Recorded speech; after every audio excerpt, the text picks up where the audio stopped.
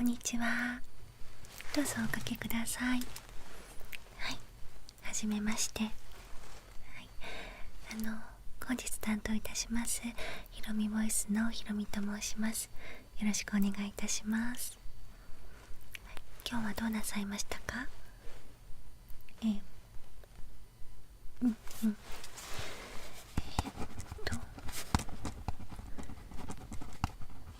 夜眠れないんですね。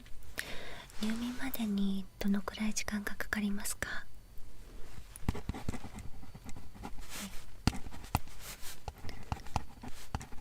ほど。すぐ寝れる時で3時間ぐらいで、眠れない時はもう朝までかかってしまうんですね。はい、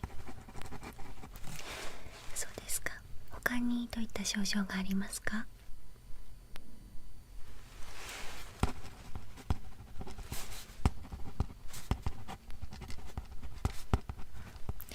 通勤中にちょっと涙が出てくるんですね。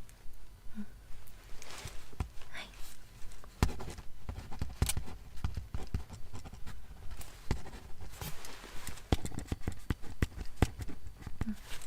は自分の感情がよくわからなくなってしまっているということですね。わかりました。こういった症状はいつ頃から顕著に出てますか？な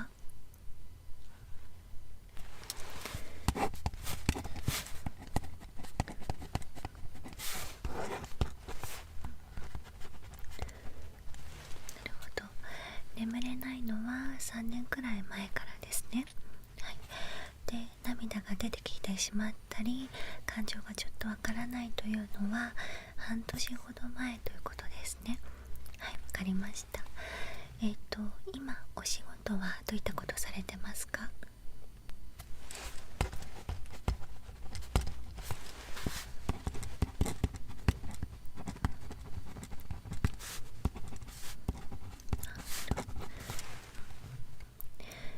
半年前に、部署移動があったんですね。はいはい。なるほど。3ヶ月前にもあったんですね。はい。じゃあこの半年間で2回部署が変わってるということですね。はい。残業がちょっと増えてきたなというところで、はい。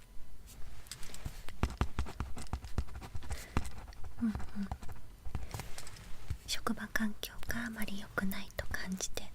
らっしゃるんですね。どういったところでそう思いますか？なるほど。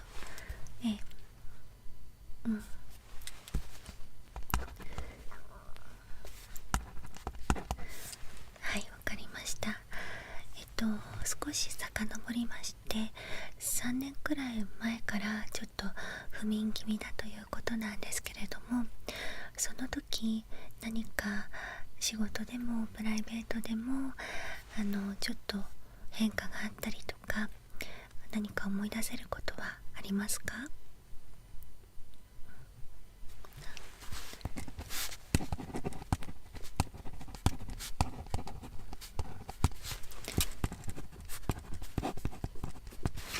るほどですね。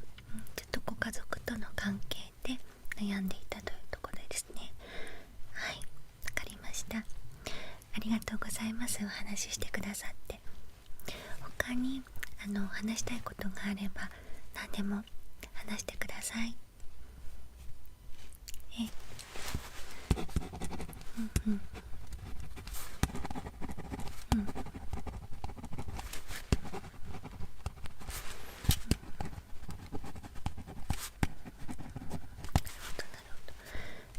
何か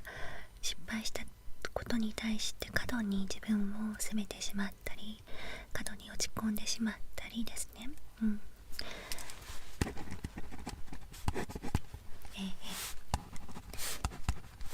そうですか。あ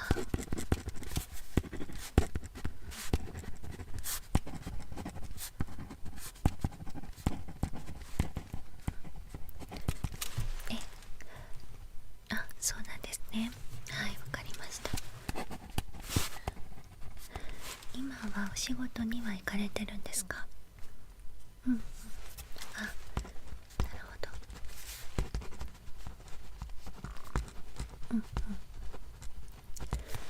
はい、わかりました。そうですね。はい。ご家族とのこともあって、それは、社会人になってから思われたか、もう少し昔のことですか？もう小さい時から、なるほど。中学生の時もそうだ。なるほどですね。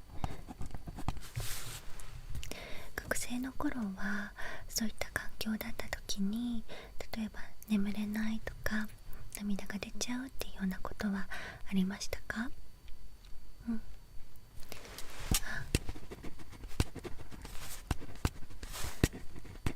ええ、そうなんですね。わかりました。他にはありますか？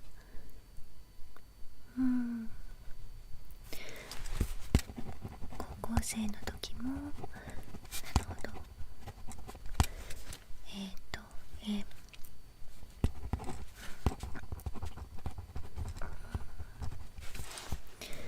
そうなんですね。それで社会人になって今が7年目ですかね。7年目ですね。はい。今のお仕事は、初めてついた職場ですか？転職されてる。はい。転職されたのはいつですか？4年前ですね。はい。が1回目のご転職で、去年変わったんですね。なるほど。はい。去年ご転職されて半年間の間に部署移動が2回あったということは、再就職して3回部署が変わってるということですね。最初は何部だったんですか？えうんえここではどういったお仕事されてたんですか？なるほど。研修。はい。もともとこういったあれですかね、お仕事を専門にされていて、そこを極めたいと思って。はい。ところが半年後に全然また違う部署になったんですね。その3ヶ月後に今度はなるほど。これ何名くらいの部署ですか？少ないですね。新しい部署ということで。なるほど。かしこまりました。はい、ありがとうございます。はい。で、今のですね、ちょっと状態もう少しお伺いしたいんですけれども、何か体調が悪いなとか、泣けてきてしまうという時、これは会社内ではありますか？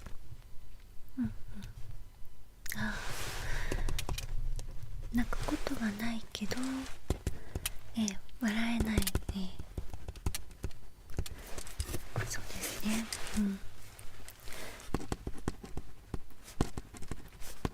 ちょっと萎縮してしまうような感じですね。そうですよね。わかりました。お家での様子もちょっとお伺いしたいんですけれども、例えばお仕事終わってほっとするとかね、あるいはもう明日のこと考えちゃうとかで言うと、お家にいるときは安らぎますか？それともどうでしょうか？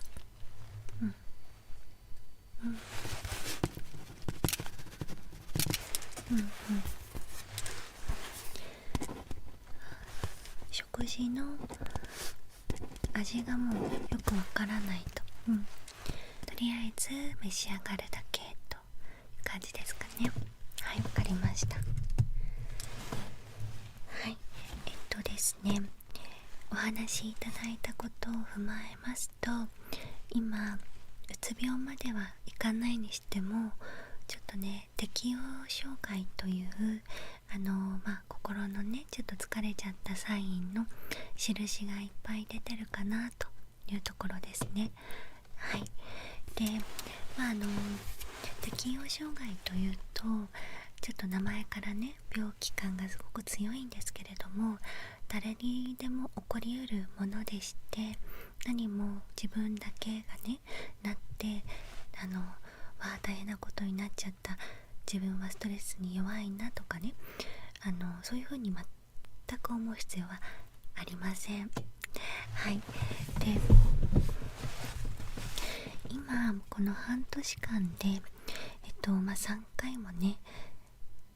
環境が変わったというところで、かなりストレスが過度にかかっているんだと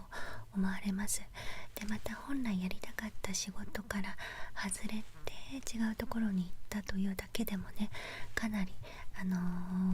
気持ち的にはモチベーションが下がるような状態に加えて、新しい人間関係を短期間で作らなければならなかった。そして今の部署がとても3人しかねいない部署で、上司の方がちょっと理不尽な方となると、もともとかかっていたストレスにさらに、ストレスがかかる状態になってきていて、もうちょっと体が心がそろそろここを抜け出さないとまずいぞというサインを出してくれているんですね。そのサインが一つに涙だったり、一つに味がしなかったり、一つに自分の感情がちょっとわからないというようなものになっています。だからその際に気づけたっていうことはとてもいいことなんですね。なのでここに来てくださる皆さんに私お伝えしてるんですけど、なかなかカウンセリングに行くとかなると、大丈夫って言われることが日本ではまだ多いですけれども、とても私は前向きな一歩だと思っています。一つに自分のそのサインに気がつけたっていうことがラッキーだし、それを改善しようと思って来ているのは非常にポジティブな行動だと思うので、よく来てくださいましたという気持ちでいっぱいなんですね。で、治療法といたしましては、まず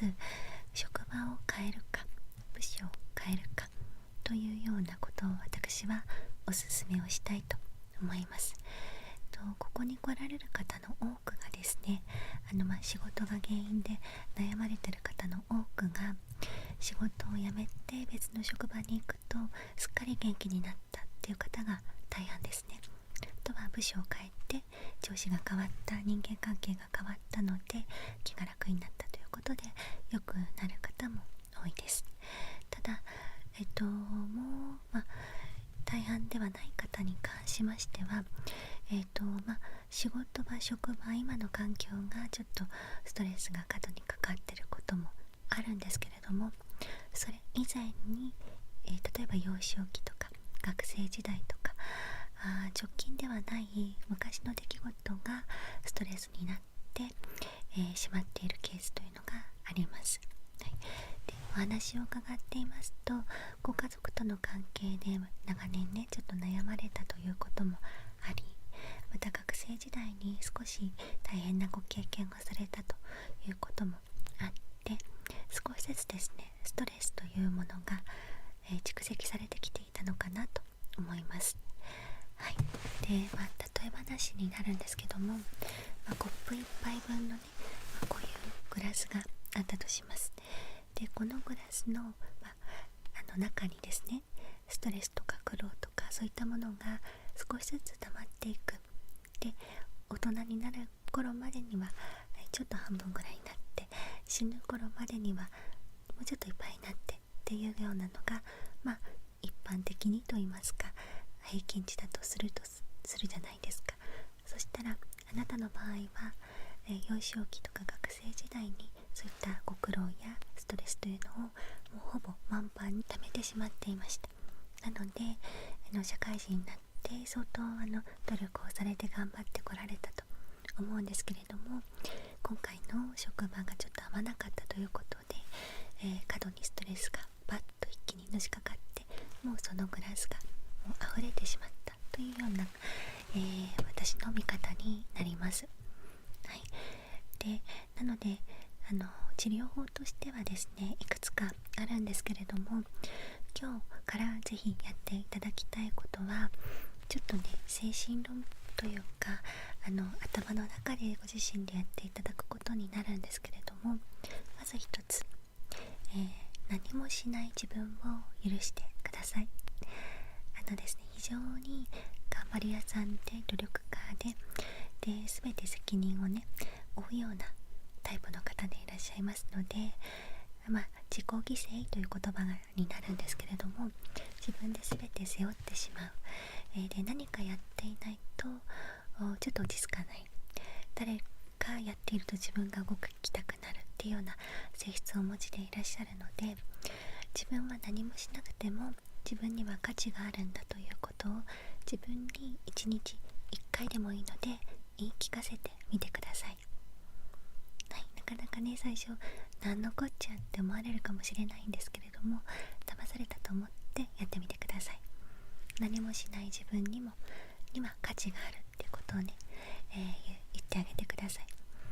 でもう一つはですね、ご自身の感情がちょっと今わからなくなったということで、これも長年ね周りの期待に応え続けた結果だと思っています。なので、こういったトレーニングがあるんですね。一つの目の前の物事、例えばきゅうりが出てきました。きゅうりに対してきゅうりを好きか嫌いかとかね、食べたいか食べたくないかという、2つの選択肢をいつもね目の前に置いてほしいんです。嫌いか好きか、きゅうり多分ね食べ物もあんまり嫌いなものなかったんじゃないかなと思うんですけれども、そうですよね。はい、本当にね自分が食べたいか食べたくないか、本当に好きか嫌いかっていうのを一回聞いてみる。それは何でもいいんです。もちろんきゅうりじゃなくても、例えばお風呂に今日浸かりたいか浸かりたくないか、あるいはお茶に誘われて本当に行きたいか行きたくないかとかね、これは人間関係にも当てはめられることで、全て OK としていたものに一回疑問をつけてほしいんです。私は本当にこれを望んでいるのか、これが好きなのか、やりたいのか、これをラベルを貼るみたいな感じで、やっぱり好き、やっぱり嫌いだった、したくなかった、したかったっていう感じで、どんどんペタペタペタペタって毎日ね頭の中でいいのでラベルを貼ってほしいんですね。はい、そうすると不思議なことに少しずつ自分は本当はキュウリが嫌いだったんだとか、本当はこの人とお茶なんか行きたくなかったんだとか、ポロポロポロポロ出てくると思います。そうなったら閉めたもので、その嫌いという感情、したくないという感情をちょっとずつね増やしていってほしいんですね。そうすると同じくらい自分がやりたい気持ちとか自分が好きだという気持ちが出てきますので、少しこのトレーニングをやってみましょう。はい、そうですね。はい、あとは食事療法なんですけれども、ですね、私が勧めているのは、バナナとお味噌と納豆です。はい、どこでもね、割と手に入るかなと思うんですけれども、バナナというのはセロトニンという幸せホルモンを分泌しやすくしてくれる果物なんですね。そうなんです。でストレスが過度にかかるとセロトニンというホルモンが、どんどん生まれにくくなってしまいますので、それを分泌しやすくするためにバナナをとりあえず1日1本は食べてみてください。はい、でもう一つ納豆なんですけれども、納豆は発酵食品でかつ大豆なのでタンパク質が豊富ですね。で先ほどのセロトニンという物質というのはタンパク質が足りていないと作られにくいとも言われています。またタンパク質が不足すると人間はなぜかですね甘いものを欲するんですね。疲れた時にチョコレートを食べたくなるの同じで、疲れてると本当はタンパク質が、減っているんだけれども、短時間でね一気にこうハッピーなねドーパミンみたいなものホルモン出してくれるような食べ物って甘いもの、お砂糖だったりするので、そっちに手が行きやすいんですけど、本当に取らなきゃいけないのタンパク質です。ですのでタンパク質を手っ取り早くね取るという意味でも納豆を取っていただきたいんです。はい、そしてお味噌も発酵食品ですね。腸内環境を整えるという意味で発酵食品のお味噌と納豆を2つ挙げたんですけれども、ご自身が食べたいはキムチとかヨーグルトとか発酵食品、自分の体に合うものだったら何でもいいです。1日2種類以上、できれば4種類くらいの発酵食品を摂るようにしてください。で、腸というのは脳に直結していると言われているくらいですね、非常に重要な役割を果たしてくれています。腸内を整えるとどんどん脳が正しい指令を出せるようになってくるんですね。はい、ですので、毎日できれば毎日お味噌汁をとっていただきたいなと思います。はい、そして最後は、日光に当たることですね。はい、太陽光に1日5分でもいいので当たっていただきたいんです。できればお散歩をねしていただくのがベストなんですが、できなければ本当にただの日光浴でも構いません。日光に直接当たるということが本当に体にとって素晴らしいことで、気持ちを前向きにさせてくれる作用がありますので、こちらも太陽が出ている時はできるだけ、当たってみてください。はい、ちょっとね今日いろいろ言いましたけれども、全て今日から実践できることですので、お仕事環境に関してはいきなり辞めるのがちょっと現実的に難しいなということであれば、一旦休職をしてみるとかね、そういったことも方法としてはあるかと思います。診断書を出すこともできますので、もし必要であればちょっとお金はかかってしまうんですけれども、出して、会社にそちらを出せばおそらく何も言わないと思いますので、そういった手段もございます。はい、ご自身の体調を整えるためにこういったカウンセリング、あるいは心療内科というものをいい意味で使っていただくということも生きる力ですので、そんなに自分で背負い込まずですね、うまく活用してください。はい、で、過去のお話を少し話してくださいましたけれども、もっともっとやっぱりね話したいなとか、やっぱり何かことあるごとにわってこうフラッシュバックしちゃうなっていうことがあれば、定期的にカウンセリングもできますので、はい、どうしましょうか。入れましょうか。はい、わかりました。来週のこの時間で大丈夫ですか。じゃあ来週25日の1時からですね。はい、お取りいたします。はい、でカウンセリングの先生との相性もあるので、もし私との相性がいまいちだなと思ったら遠慮なく言っていただいて、別の方をご紹介することもできますので、はい、はい、ありがとうございます。では、今日のところは以上となりますけれども、何かご不明な点とか聞いておきたいことはありますか。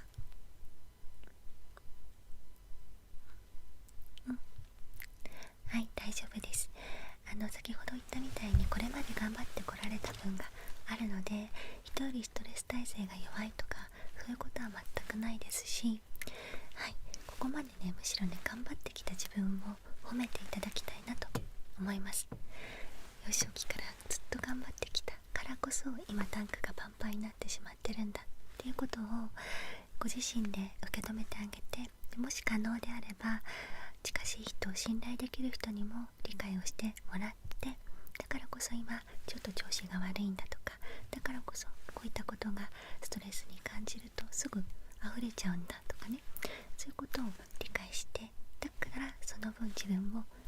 いたわってあげようとか、すぐに休んじゃえとか、そういったことは人と比べてしまうといっぱい休んでるなって思うかもしれないけど、それまでに培ったものがみんな違いますので、それまでに自分はこれだけやってきたんだということをまず認めていただきたいなと思います。はい、はい、ではまた来週ですね、この時間にお待ちしておりますので、はい、はい、ありがとうございました。お大事にどうぞ。お気をつけてお帰りください。